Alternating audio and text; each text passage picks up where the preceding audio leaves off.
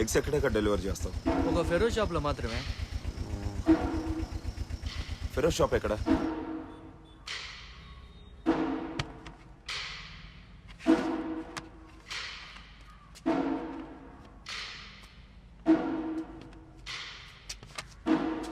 अरे अरे पटको पटको गुड्डू, अरे बाबा तेरी वजह से सुबह 500 का नुकसान हो गया ना रे।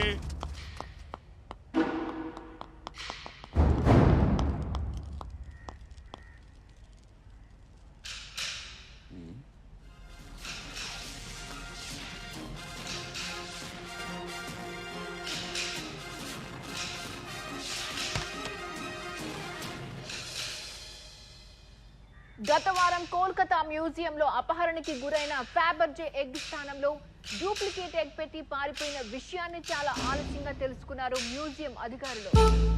ఇప్పటికీ ఈ ఫ్యాబర్జే ఎగ్ ఆచూకీ ఎక్కడుందో పోలీసులు తెలుసుకోలేకపోతున్నారు.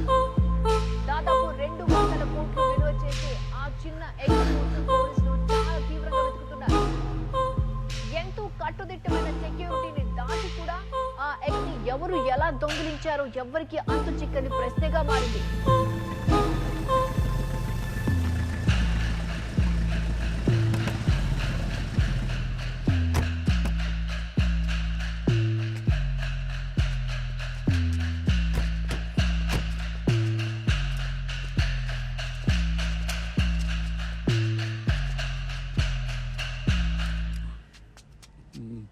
నా ఎగ్ ఒకటి నీ దగ్గరుంది. అది నాకు దొరికే వరకు నువ్వు అన్నీ మూసుకొని కూర్చో. కావాలంటే టీవీ చూడు, భయమేస్తే సైలెంట్ గా భయపడు, సరేనా? షట్టరేరా సార్. అన్నా, లోపల మన గుడ్డేం దొరకలేదన్నా. దొరకలేదన్నా? నీకు 3 రోజులే టైం. ఎగ్ దొరకలేదు, నువ్వు హాఫ్ బాయిల్. సమజైందా?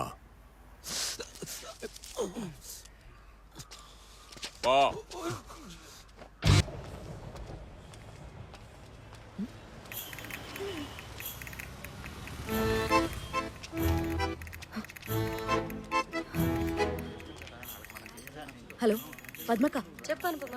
మీ ఆయన్ని రెడ్ హ్యాండెడ్ గా పట్టుకునే టైం వచ్చింది.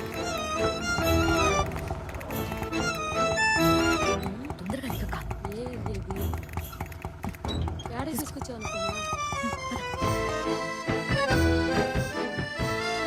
నిజంగా మా ఆయనేనా? మరి ఆయన బైక్ లేదేంటి? అయ్యో అక్క, మీ ఆయన వచ్చింది చుట్టాలింటి కాదు. ఎన్ని జాగ్రత్తలు తీసుకుని ఉంటాడు. పక్క వీధిలో గుడి దగ్గర పెట్టుంటాడు. నువ్వురా అక్క, నువ్వు ఇక్కడే ఉంది. క్రైమ్ పెట్రోల్ ఇన్స్పెక్టర్ లాగా నేను సైలెంట్ గా వెళ్ళి ఒక్కసారిగా డోర్ తోసుకుని లోపలికి వెళ్ళిపోతాను. ఆ తర్వాత నువ్వు చెయ్యి, ఓకేనా?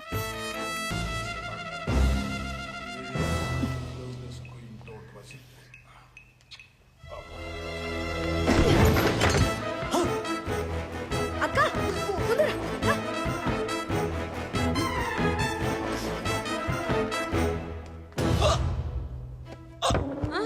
అయ్యో ఏమైందండి? ఏమండి?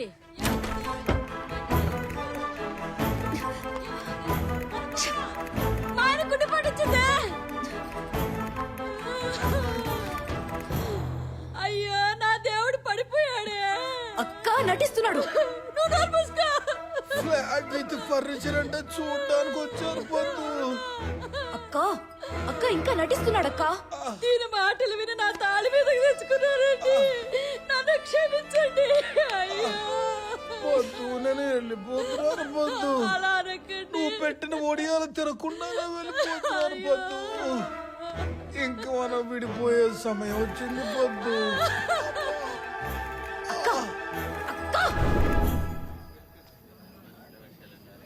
డాక్టర్ గారు చాలా పెద్ద ప్రమాదం తప్పిందన్నారు. అవునా? మా ఆయనది గట్టిగుంది కాబట్టి నా తాళి నిలబడింది. ఈ అనుపమ మాటలు విని నా కాపురం మీద తెచ్చుకున్నాను వదినా. నమస్తే సార్. నమస్కారం అండి. ఈ మీటింగ్ ఎందుకో మీకు అందరికీ బాగా తెలుసు. సో టైం వేస్ట్ చేయకుండా తిన్నగా పాయింట్కి వచ్చేద్దాం. చెప్పండి. చెప్పడానికి ఏముందండి, చూసిరిగా ఏం జరిగిందో. ఆవిడ గారు కొన్ని ఆత్రం మనుషులు ప్రాణాల మీద తీసుకొచ్చింది. మా ఆయనది గట్టిగుండు కాబట్టి నా తాళి నిలబడింది. అపార్ట్మెంట్ లో ఎవరేం చేస్తున్నారో ఈవిడికి ఎందుకండి? నా కూతురు అల్లుడు విడిపోదాం అనుకున్న సంగతి మూడో కంటికే తెలీదు. అలాంటిది ఈ అనుపమకి ఎలా తెలిసిందో? ఆవిడ పనే అది. అంతెందుకండి శేఖర్ గారు, మన శుక్రవారం నాడు రాత్రి మీ ఆవిడ మిమ్మల్ని కొట్టిందా లేదా? పర్లేదు చెప్పండి. అవన్నీ ఎందుకండి చిన్నారావు గారు? ఈ అనుపమ్మ గారు పాలవాడితో చెప్తుంటే నేను విన్నాను. చెప్పే ఉంటది. గుట్టు చెప్పుడు కాకుండా సంసారాలు చేసుకునే వాళ్ళం. ఇలాంటి వాళ్ళు ఈ అపార్ట్మెంట్ లో ఉంటే సుఖంగా ఎలా బతకగలుగుతుంది చెప్పండి. మరే మీది గట్టిగుండు కాబట్టి నా తాళి నువ్వు నిలబడింది. ఉండవే శేఖర్ గారు, ఉంటే ఆవిడ కుటుంబమైనా ఉండాలి, లేదంటే మా 50 కుటుంబాలనే ఉండాలి. ఏ విషయం ఇప్పుడే ఎక్కడే ఫైనల్ గా డిసైడ్ చేసేయండి. చిన్నారావు గారి మాటే మా మాట. అదిగో పంపించేయండి. ఇంకా అంగీకరించట్లేదు. వాళ్ళని ఇక్కడి నుంచి పంపించడానికి దేవుడు అంగీకరించట్లేదు. మాస్టర్ గారు, అసలు ఆవిడ ఏం చేసిన విషయం మీకు తెలిస్తే. నోర్ముయిరా పాపి. ఇక్కడున్న వాళ్ళలో ఎంతమంది తప్పులు చేయకుండా ఉన్నారు? ఎంతమంది నా దగ్గరకు వచ్చి మీ తప్పులు కన్ఫెస్ చేశారో మర్చిపోయారా? క్షమించడం అనేది దేవుడు మనకిచ్చిన గొప్ప గుణం. అదే గనక లేకపోతే దేవుడు ఇక్కడున్న ప్రతి ఒక్కరిని శిక్షించాలి. కానీ దేవుడు అది చేయట్లేదు, క్షమిస్తున్నాడు. దేవుడు చూపిన దారిని కాదని శిక్షించడానికి మీరెవరు? మీరు చేసిన తప్పులు బయట పెడితే మీలో ఒక్కరు కూడా ఇక్కడ ఉండరు. చెప్పమంటారా?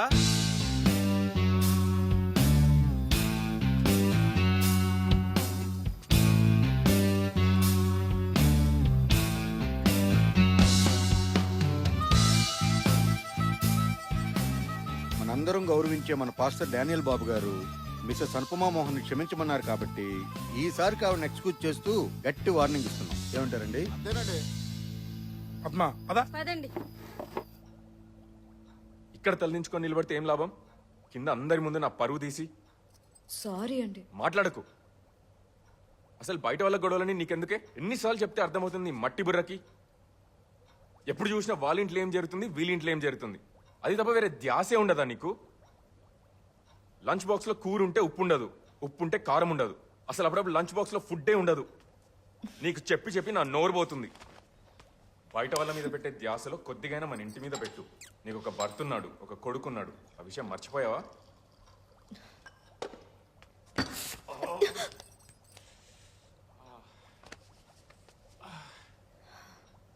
ఇంకోసారి కిటికీ దగ్గర నిలబడి బయటికి చూస్తూ కనిపిస్తే నేను ఈ పుట్టింటికి తీసుకెళ్లి దించేస్తా.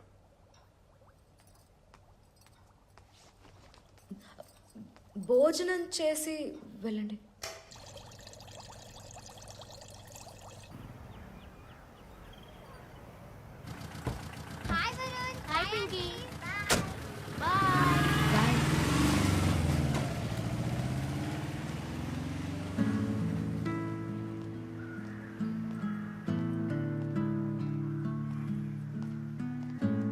అక్క అక్క అక్క ఉండు.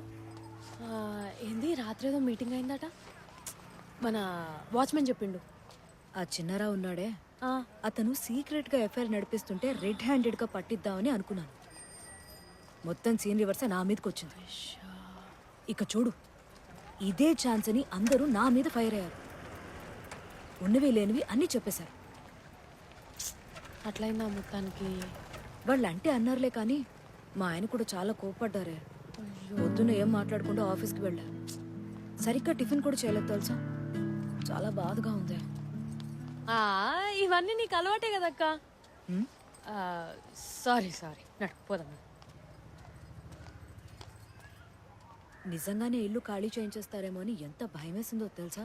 ఆ డానియల్ బాబు గారి దేవుళ్ళ వచ్చి కాపాడారు. పాస్టర్ గారా? ఆయన అప్పుడప్పుడు మా కాలనీకి కూడా వస్తుంటాడక్క. అవునా? దేవుడి గురించి ఏవేవో మస్తు ముచ్చట్లు చెప్తుంటాడు. నిన్న కూడా ఏదో అన్నారే, ఆ టెన్షన్లో ఏం అర్థమై చావలేదు. ఈ మధ్య Feroz sir wife Saira madam కూడా రోజు ఆయన ప్రార్థనలకు వెళ్తుందక్క. వెళ్ళొద్దని సార్ ఒకటే గొడవ. అవునా?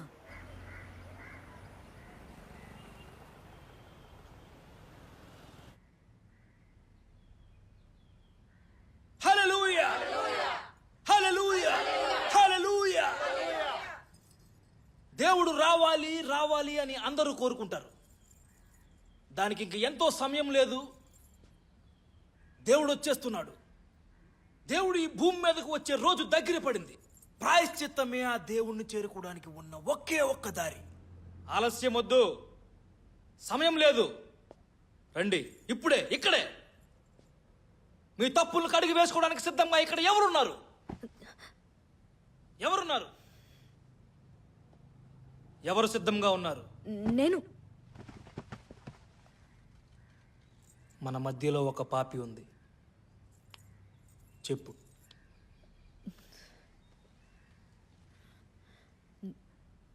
నేను మా ఆయన్ని చాలా బాధ పెట్టాను. దేవుడు నన్ను క్షమిస్తాడా?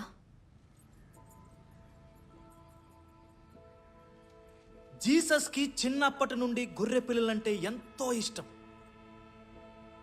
ఆయన దగ్గర 100 గొర్రె పిల్లలు ఉండేవి. వాటిని ఎంతో ప్రేమగా చూసుకునేవాడు ప్రభువు.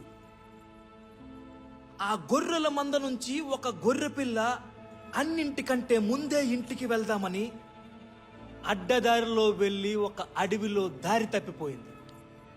అంతా చీకటి సమయం. భయపడుతూ ఆ అడవిలోనే ఎక్కడికి కదలలేక ఉండిపోయింది. ఆ విషయం తెలుసుకున్న ప్రభువు తన దగ్గరున్న 99 గొర్రె పిల్లలు వదిలేసి తప్పిపోయిన ఒక గొర్రె పిల్ల కోసం వెతుక్కుంటూ వెళ్ళాడు. దగ్గరికి వెళ్ళాడు, ప్రేమగా దగ్గరికి హత్తుకున్నాడు, ఇంటికి చేర్చేశాడు. Praise the Lord! Praise the Lord! Praise the Lord! మనము తప్పులు చేయొచ్చు, భయపడుతూ చీకట్లో ఉండిపోవచ్చు. తప్పు చేసిన వాళ్ళ దగ్గరికి కూడా ప్రభువు వస్తాడు.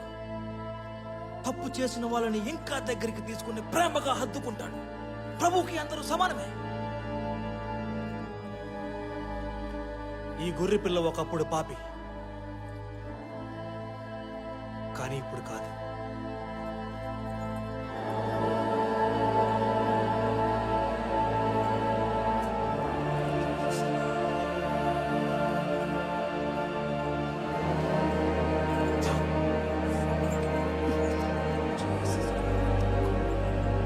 పాపాలు కడిగి వేయబడ్డాయి. ప్రభువు తనని క్షమించేశాడు.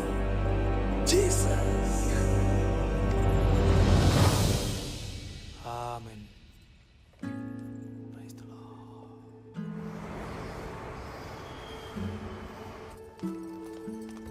మోహన్, సారీ మోహన్. ఇంకెప్పుడు మీకు బాక్స్ పెట్టడం మర్చిపోను. వరుణ్ని స్కూల్కి రెడీ చేయడం లేట్ చేయను. అసలు ఆ కిటికీ వైపే వెళ్ళను.